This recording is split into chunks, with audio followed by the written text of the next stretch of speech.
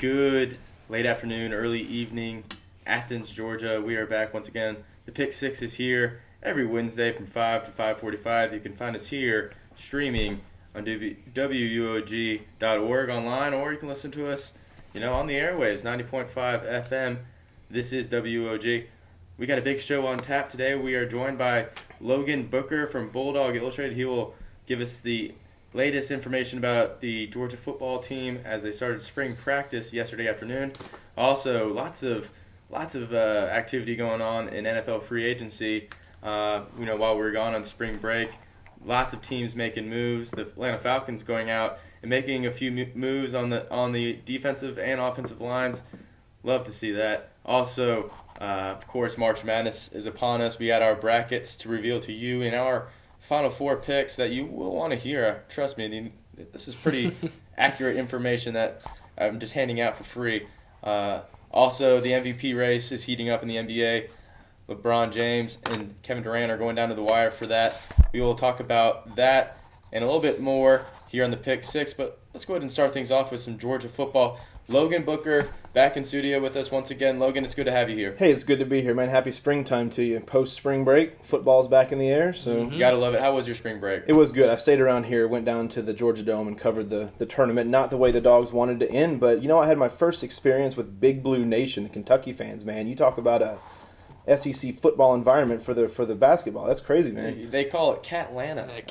It was everything you would expect Catlanta to be, by the way. Blue shirts, UK, everywhere you go, just they love those guys, man. It's a different culture up there. That team travels well, and you know what? That's their sport. That's what they live for is basketball. But we here in the SEC in Athens, Georgia, live for football. And of course, you are here to talk to us about the Georgia football team. Yesterday, the first spring practice of the year. First one of the 15. There was a lot of excitement going into this practice.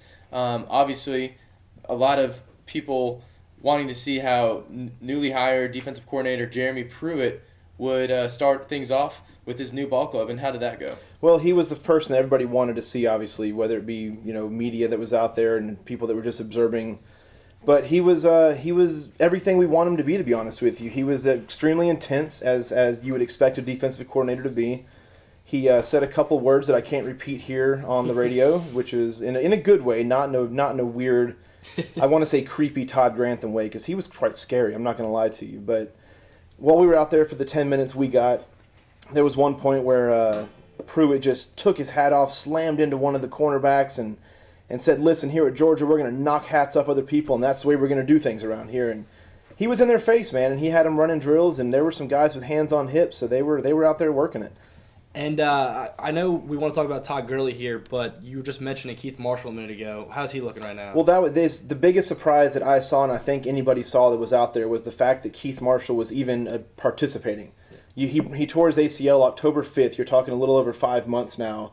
And he was out there in his green non-contact jersey. I don't think you're going to see him do any kind of running, play contact drills. But the fact that he was out there running at what seemed to be a pretty impressive speed, even cutting with the football, I did not expect to see him at all this spring, just to use it sort of as a rehab period. But now you got him there that all signs are pointing to him to being 100% come fall. Yeah, and they got Gurley coming in next season, obviously. A lot of people saying the best back in the nation. So, I would agree. I really would. A lot of people would. But yeah. How is he looking? Well, he looked everything you would expect to. Going into spring practice, the media day, Mark Richt made a comment that he was still nursing some nagging injuries from last season. So he even said he doesn't know what to expect from Todd this spring. But he said in his post-practice press conference that he made it completely through the practice, which is a good thing. And from what I saw for the 10 minutes out there was no hampering whatsoever. He was in a red regular jersey doing everything that you expect to see Todd do. So that's definitely a good sign there. Always good to hear that these backs were doing well. I mean, they get banged up all year long, playing the SEC and whatnot. I want to talk a little bit more about Coach Pruitt. Hearing from a lot of people that he's going to play the players that can get around blockers and make tackles. That's got to make you happy as a Georgia fan. That this coach's first priority. Find the guy and tackle him, and that's what Florida State did so well last year. It's what Alabama did when Pruitt was there. I hope to see that with this Georgia football team. Yeah, he made a couple comments the other day. I think Bleacher Report put it out that he had a interview talking about up-tempo offenses, which has been a big topic over the winter going into spring, is the whole how do you defend these new age spread offenses. And Pruitt made it very clear that there's no excuses not to handle it. And I think he's going to go out there and kind of use what he's inherited at UGA, get him into the right position. I think that's one downside we had with Grantham was he almost seemed, bent on one idea that if this is not going to work, we're still going to run it this way. Mm-hmm. But I think what we're going to get with Pruitt is he's going to adjust and sort of get the right players in the right position and hopefully see that progress as the season goes on. And obviously Murray's gone now. You got Hudson Mason stepping in, new defensive coordinator. What is the new identity of this team without that figurehead quarterback that we've had for the last 4 years? Well, this eyes are still going to be on the offense this year. I think with everything coming back, there's the potential to have that high-powered offense that we're able to have. I think with the running backs that we have, we just spoke about Gurley and Marshall, with them being healthy, luckily you don't have to put it all on Hudson Mason to do this. As long as there's any kind of production on the offensive line, holes are going to be made. You've got the running backs that are pure stallions to get through those holes. And Hudson Mason is no freshman either. He's a fifth-year senior coming in. One of the best things that happened last year, and I know no one wanted to see Murray go down the way he did, but to get him that experience against Georgia Tech, against Nebraska, even if we didn't come up on the winning side of Nebraska, we still had that experience from Hudson that's going to be invaluable going into this year. He's played in front of the big crowds. He's been hit a few times, so hand it off, make a few passes, and we should be okay.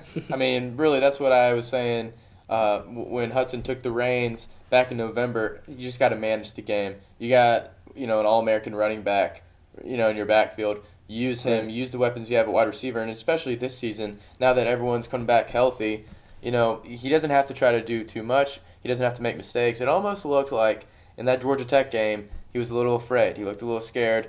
Of course, he should have been. Of course, the team went down 21-0. 20-0, right? 20-0, and he was able to lead us back. You get his composure back in the second half and make the plays that he did. I liked seeing that out of him. The fact that he was able to bounce back from such a terrible first half. I really have confidence in Hudson Mason next year and what he can do for this team. Right, and it's not only on Hudson Mason. He's got probably one of the deepest wide receiving cores coming back. You're going to have seniors, Michael Bennett, Chris Conley, who stepped up in a very big way against Georgia Tech in the comeback you just mentioned. I'm excited to see what those two do as leaders of this, and then not to mention probably what I consider the biggest loss last year injury-wise was Malcolm Mitchell on that side of the ball. First touchdown of the season, he tears his ACL celebrating a touchdown. And that was the playmaker that the Dogs definitely could have used last year, and now he's going to come back seemingly 100%. And now you've got a big playmaker on that side of the ball for Hudson to use. That was the first injury that really kind of set the tone for the Georgia season last year, just injury after injury. And it's going to be great having Malcolm back this year. You go alongside Conley, and then, of course, Scott Wesley. And you got a great wide receiver tandem there, especially if you add Michael Bennett to the mix. So, and Malcolm looked good yesterday. He was back out there in his green jersey as well. And he's, like we mentioned, the first injury last year, so he's had the longest to rehab up to this point. And Coach said that he might be in some plays a little bit during the spring, and he might be good to go. Let's talk about the unfortunate news that hit the Georgia football team earlier this week. Monday evening, the news coming out that Trey Matthews, Georgia starting safety, sophomore next season, and 3 other Georgia football players have been arrested for theft by deception. Theft by deception. And like I said, I'm not an expert on this whole ordeal. I don't have the police report right in front of me. From what I understand is they were taking their stipend checks that they get for meals, I believe, and don't quote me on that, but they were using, have you seen the new mobile apps? You can take a picture of your check, deposit it on the bank. Right. So they were doing that apparently, then taking the check to a check cashing place where they would pretty much essentially double dip on the check. So maybe we should all send them to Terry College, take a finance class, let them know that, hey, they keep very good track of finances in any business you go to. So it was unfortunately, it seems like it was a 100% chance of being caught. But so what do they think? No one's ever thought of this before? I mean, I don't know. It's just bad news to hear at this time of year. It almost seems like it happens at least once every offseason that you have one of these type of odd arrests. And, I mean, at least since I've been at school here, there has been. I always tell people, fear the Monday after spring break. Something always bad happens that day, whether it be the announcement of drug test failings or, in this case, the 4 non-business grads, I want to say. I'm saying that jokingly. But, yeah, it's always something weird always happens this year. It's just something in the air. And so I'm glad the coaches have a hold of him again, to be honest with you. And we've had a rough spring, I'd say, with players getting in trouble so far. As far as like key roles, the only thing I could possibly say about that is that we know Clemson has also lost a fair amount of players. So we're going to come in that first game, and yeah, we're a little short, but so are they. There could be 8 starters between the both teams that won't be playing in that game. And we're only in mid-March, so you got to be disciplined to play at this level. There is practice tomorrow. Will you be out there? I will. I'll be out there at 4:30 and see what we can get out there, see if we can get any more scoop. And they were doing a lot of footwork yesterday. Obviously, the first few practices are going to be acclimation. They're going to get their footwork right. They're going to do some conditioning. Rick even said yesterday, which I liked, he said that he wants to get their conditioning done during the practice this spring, as opposed to running afterwards. So it's going to be an up-tempo spring. A lot of hands on hips we're going to see. Maybe some puking here and there, which is not a bad thing at all. So let's see what they do. I'm happy to see these kids get whipped into shape. I'm not going to lie.